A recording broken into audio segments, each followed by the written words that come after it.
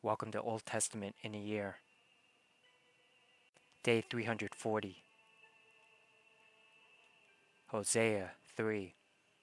Then the Lord said to me, Go and love your wife again, even though she commits adultery with another lover.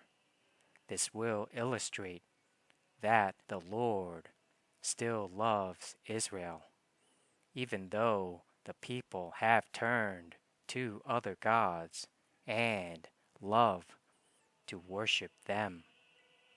So I bought her back for 15 pieces of silver and 5 bushels of barley and a measure of wine. Then I said to her, You must live in my house for many days and stop your prostitution. During this time, you will not have sexual relations with anyone, not even with me. This shows that Israel will go a long time without a king or prince, and without sacrifices, sacred pillars, priests, or even idols. But afterward, the people will return and devote themselves to the Lord their God and to David's descendant, their king. In the last days, they will tremble in awe of the Lord and of his goodness.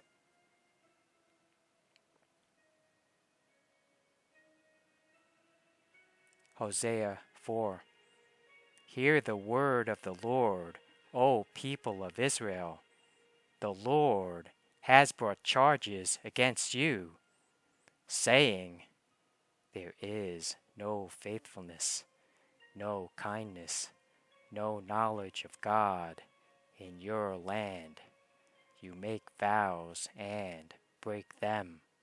You kill and steal and commit adultery. There is violence everywhere, one murder after another. That is why your land is in mourning, and everyone is wasting away. Even the wild animals, the birds of the sky, and the fish of the sea are disappearing. Don't point your finger at someone else and try to pass the blame. My complaint, you priests, is with you. So you will stumble in broad daylight, and your false prophets will fall with you in the night, and I will destroy Israel, your mother. My people are being destroyed because they don't know me. Since you priests refuse to know me, I refuse to recognize you as my priests. Since you have forgotten the laws of your God, I will forget to bless your children. The more priests there are, the more they sin against me. They have exchanged the glory of God for the shame of idols. When the people bring their sin offerings, the priests get fed.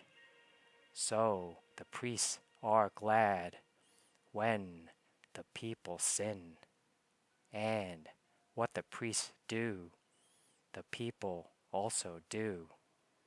So now I will punish both priests and people for their wicked deeds.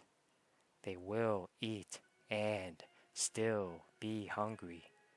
They will play the prostitute and gain nothing from it, for they have deserted the Lord to worship other gods.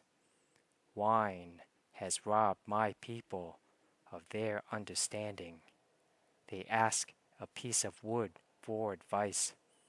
They think a stick can tell them the future.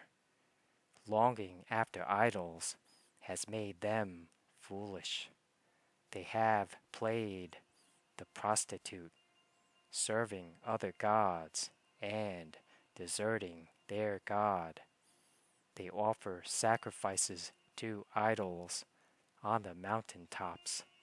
They go up into the hills to burn incense in the pleasant shade of oaks, poplars, and terebinth trees. That is why your daughters turn to prostitution, and your daughters-in-law commit adultery. But why should I punish them for their prostitution and adultery? For your men are doing the same thing, sinning with whores and shrine prostitutes.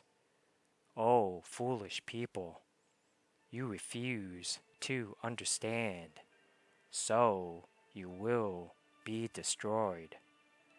Though you, Israel, are a prostitute, may Judah not be guilty of such things. Do not join the false worship at Gilgal or Beth-aven, and do not take oaths there in the Lord's name. Israel is stubborn, like a stubborn heifer. So should the Lord feed her like a lamb in a lush pasture? Leave Israel alone, because she is married to idolatry. When the rulers of Israel finish their drinking, off they go to find some prostitutes. They love shame more than honor. So a mighty wind will sweep them away. Their sacrifices to idols will bring them shame.